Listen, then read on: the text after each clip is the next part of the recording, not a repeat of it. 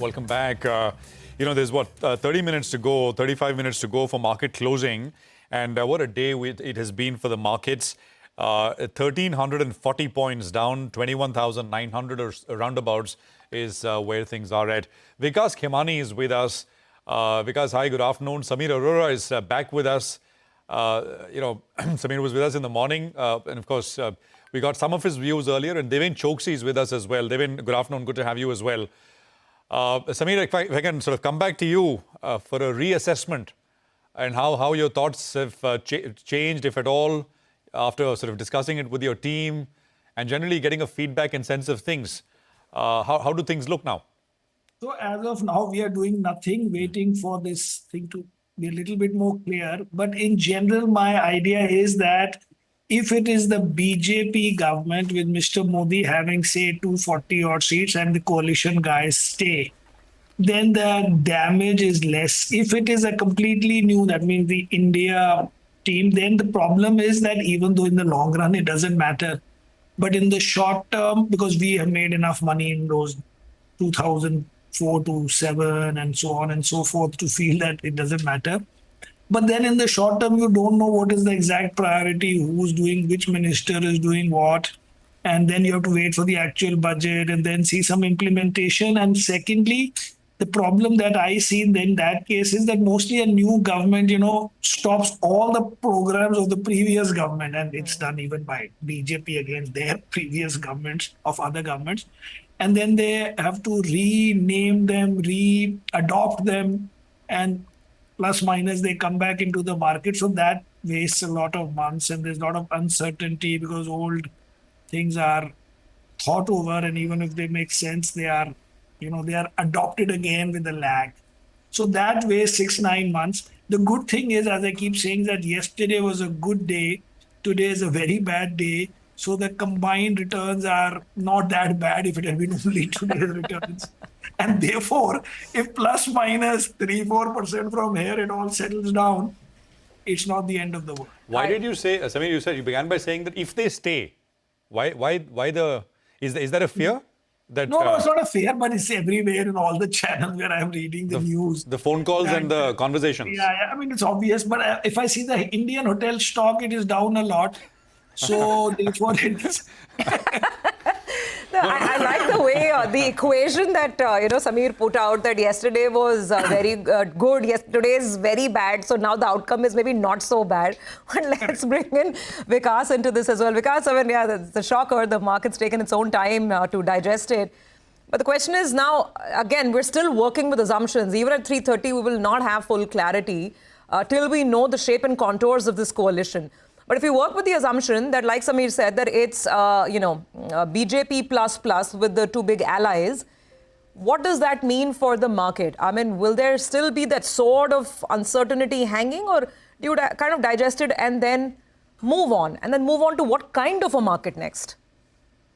I think with that, probably the uncertainty will be behind. And I think in a few days, we'll probably forget that and move on. Because I think if the BJP plus government comes back to the power, then it will be more of the same continuity of lots of policies. They may not be able to carry out lots of, another set of big, bold reforms, but that's fine. I think even if currently at the cycle stage where we are, if the continuation of the current economic setup with a lot more thrust to manufacturing, a lot more thrust on infrastructure, and maybe a little bit more on the rural is good for economy. So I think if BJP or NDA government comes, I think it'll be fine. Of course, it might take some time to consolidate, because I think markets have been reasonably on tear for quite some time.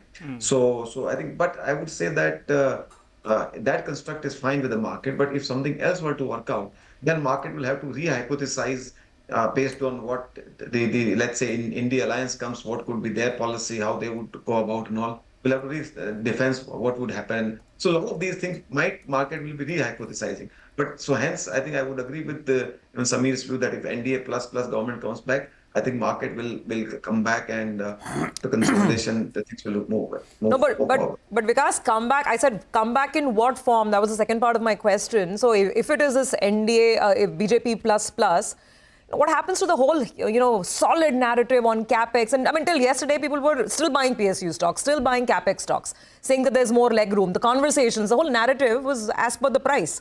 The price is different today. What happens to capex manufacturing and PSUs? I tend to think that that would continue because I think a continuation of the same government means policy continuation, whatever they were doing. I don't think they're going to cut down significantly on infrastructure vision. They will cut down on manufacturing push. And I think today, let's say if a lot of steel plants and cement plants are getting announced or capex cycle is getting announced, that would continue and that would in turn benefit the banking sector. So I think the economic growth profile will continue if this government continues.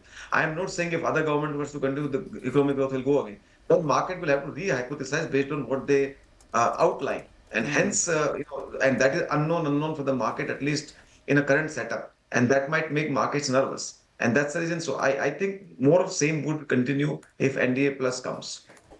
Okay, all right. Noted that view, Vikas. Well, let's get in Deven Choksi as well, Managing Director at DR Choksi, who joins us on the show. Hi, Deven. Well, you would have seen many elections, election results, many governments as well, coalition governments, dominant markets, dominant leaders as well. How do you approach the markets? This has clearly come as a bit of a shock. The numbers are far lower than what we were working with.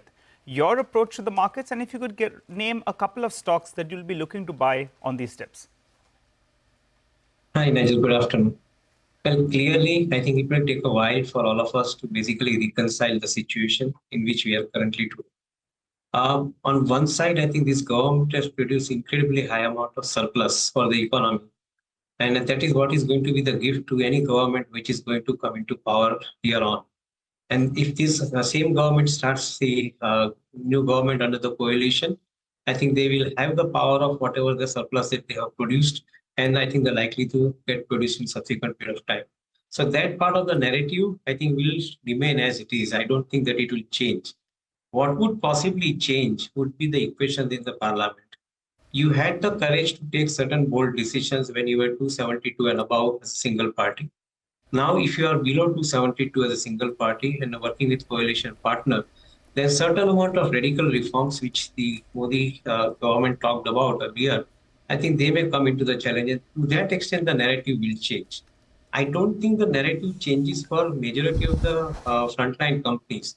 Suppose if you look at, I think, the top 8 companies which led to a fall of 68% today, which includes Reliance, which includes 2 of the Adani Group companies and 4 of the banking and financial company along with Larsen. I believe that I think these companies are promising to double their profit growth in 4 years' time from now. So to that extent, I think the narrative is not changing. What is changing is the argument that whether the continuity of these reforms is there or not. And should that be the situation, then all of us will have to reconcile, as I said earlier. Samir, would you say that political continuity has been one of the factors for India's resilient macros over the last couple of that? And is there a risk to that with a coalition government coming into power?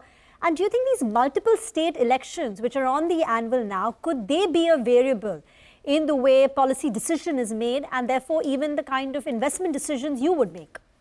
So a little bit, I agree with that there will be, even if it's the BJP government, there'll be a bit of a change because the feedbacks loop that may have worked for them may be that what they thought is the way to get votes is not working. For example, in Ayodhya, if you do everything, you make an airport, you make a station, I guess you improve the roads, forget even at the temple, and still you don't get votes, means that the public is wanting something else. I think that something else is jobs.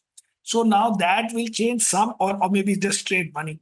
So that would change a little bit. But, if, for example, our deficit goes up 40 basis points more, do you think we are able to directly relate the stock market with whether the deficit should be 5.4 or 5.8? I have always maintained that nobody cares, precisely because these things come out late. You get to know them late. For example, now this year, you got a $25 billion dividend from the RBI. Which was, I don't think anybody was really remembering that also is to be there, or maybe they did.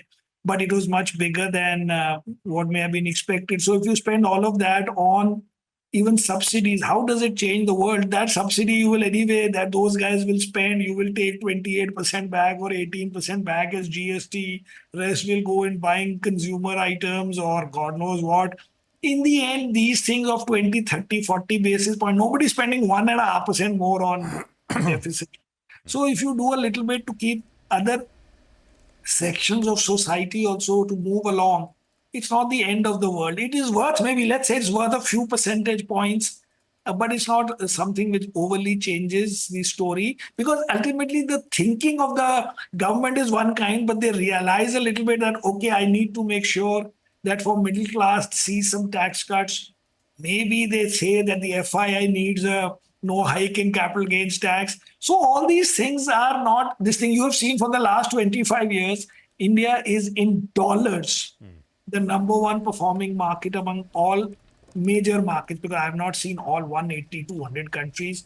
But if you compare to US, Asia as a group, emerging market, China, Europe, Japan, against all of them, in dollar terms, our index is high, which means we have handled and can handle all this, provided there is growth and provided there is some story and you're not going totally out on a limb in terms of redistribution and social kind of things. Samir, in the morning, you were basically saying that the market is not. By the way, the Sharad Pawar is holding a press conference, the Maha Aghadi here in Maharashtra, and what we'll do is there are some flashes at the bottom of the screen as well. One flash, the first one. This is he says people of UP have given a significant mandate this time. He talks about the beginning of the transformation in Maharashtra. So we'll put out these flashes. I think the press conference is in Marathi, but we'll have the lines coming up at the bottom, so you can sort of track that as we go along. Samir, in the morning you were saying markets were not really wild or overvalued to begin with. Today, minus yesterday, we're down 3% now, 3.5%. Have you bought anything today? No, we haven't bought today. No? We will buy after 2 days, because today is quite a bad day in itself, and you need a little bit. But big picture, because I was saying that the markets don't have to be cheap for you to buy. Correct. Cheap means that you will get the earnings growth of the market, plus you make some money from re-rating or the valuation going up. And sometimes you will lose money. Sorry, not you. If you buy a market expensive, then the earnings growth might come, but you will lose some or all of it, mostly some of it, on reduction in valuation. So today we feel, and even before today we felt, that the market is broadly in okay range. Okay range means just give me my earnings growth. And the earnings growth of the market is some 13, 14%, and some sectors are more. And therefore we think it's a good market. We don't have to always have a very cheap market for us to have buying, because those come around some very random events which you can keep waiting for 5 years, which is 2008, then I'll buy in 2020, then I'll buy when there is a change of government as a surprise. Those things are not the way funds can run, or even investments can run. Vikas, what about you? Have you done anything? Or will you look to do something over the coming days? And what? I think broadly, we bought a little bit in the morning because we launched a new fund and we are sitting on almost 50-60% cash. So we kind of bought a little bit more, but we are still large part of the cash, because I think you want to see a little bit more clarity, in terms of how the setup will emerge. And there's no rush. If you ask me, I would rather buy a little higher once the clarity comes. So, and I think right now we are in a very, very, kind of uncertain situation. It can turn either way, given the way setup is. So rather wait, but I do believe that long-term story of India would not change. We'll have to just wait and watch in terms of you might see a little bit of market correction further coming through as a lot of things play out. Because people will keep making hypotheses, traders will unwind position as the development happens. So we'll wait and watch, and I think next couple of days will be giving more clarity. Yeah, absolutely. Markets hate one thing, and that's uncertainty. And that's exactly the thing the market's gotten today, completely out of the textbook. By the way, Mr. Pawar right now is still making... In the next 100 days, we will have clarity, even assuming NDA comes back and, Modi... 100 days is a long call. We're waiting for the next, I think, 10 hours just to get through the next 10 hours. Samir, just to sort of quickly comment on this, on the wave of selling. Now, at what point, because this is a, game of second guessing what's going on and who's to say, but at what point, if I don't know what's the cash level that you're working with right now, at what point would you start deploying? Is it going to be tomorrow? Will you wait for the exact contours, wait for the phone calls to end? I think exact contours will help. For example, 273, I used to say on your channel also that as long as they get 273, I don't care. As of now, if they get 260, it'll be okay, I think. Because what you need is that they don't have too much bargaining. They don't have to do too much bargaining with the rest of the coalition. And that's the basic thing. So let's see. I'm saying if as you were saying, if it is 260, 270, not 270 now looks wild. Let's say 255, 260, that will also make the market stable to maybe go up 1% or something like that. The thing is, if it is 240, even if both the guys say, the other guys, whatever, TDP and the JDU. says we are supporting, people will not believe it till there is swearing in, which will now take 5 extra days because they'll be bargaining. God knows what will happen. So therefore, if you are somewhat closer to 270 and it looks that the difference is small, then you will take it as if the little bit of certainty or a large part of certainty has come. You know, Samir, I want to go back to a point you made in the morning where you're saying, if, the foreign guys were thinking of whether to deploy or not. They're not looking at the micros here and there. They're looking at big picture. Who's forming the government, right? Now, let's go back to that situation. Now, for that foreigner who's waiting and who didn't come in when there was a stable government, when everything was going right, for that same individual to come in and decide whether to deploy today, there are two sides to it. One, finally, India is giving you a good entry opportunity with this 1,500-point fall. And on the other hand, there's this factor of perhaps political instability. All the conversations you've had in the last couple of hours. Guys. We just got a call from one guy saying, I want $5 million tomorrow. So there are all kinds of guys, people who may have been waiting, people who don't care for short term, people like me, at least at a fund level, I care, but my investor doesn't care because anyway, he is not so close to the market directly. So there are all kinds of guys, but big picture in aggregate, this clarity now will come after 4 or 5 days, let's say, if not tonight, or 10 days. So 10 days is not the end of the world. The question is that in these 10 days or 20 days, what happens to the market? As I said, if we can see clearly that the BJP or Mr. Modi or the BJP as part of the NDA is forming the government, then you are not having much more of a fall. That's all I'm trying to say. And anyway, either way, because today the market has fallen how much now? 6%. Not a lot. In the morning it was whatever, 8-9%. So if it falls another 6%, even a change of government would have been discounted. Another 6%, huh? So that's another statement. What I mean is, in case there's a change of government, you're saying another 6% fall. Is that what you're saying? I don't say. What I mean is, generally what were we saying before? Because what happens is, if it was a surprise on day one, you get up in the morning, there is panic, it falls 20%. Now you've had a full day of anybody who wants to take whatever decision. And let's say there's one negative more that, it's been formed by India. Then in between, India guys will come and say, we are doing this, we are doing that. So it falls another 8-10%, 5%, 7%. Then what? But that's the question. Not going to make it fall 25-30%. No, but Samir, the stocks have fallen. But Samir, that's the question. I think that's what a lot of people are grappling with, because if what you're saying, if let's say it's going the other way, if India is forming the government, and if you're saying to digest that, the market needs to fall another 5, 6, 7%, then that's the question. People are waiting whether to deploy now or wait for this to settle. See, the thing is, you've seen the stocks. So what happens at an index is that some stocks do well all the time. So now suddenly today Levers is up a lot, Dabur is up, some Tata Consumer, something else will go up. Right or wrong is later. But the index is able to stabilize. But people like we have some 15 extra % in PSUs on which you might lose another 10-15% instead of 5-6%. Who knows? But at an index level, at a market level, you will keep, having some pocket or the other benefiting from that environment. Therefore, indices don't easily fall 30%. Stocks can fall. Samir, value retail, consumption. You think that is a space can do well, irrespective from here? I am not believing this, that suddenly you'll be giving money to these guys and they'll upgrade their soaps.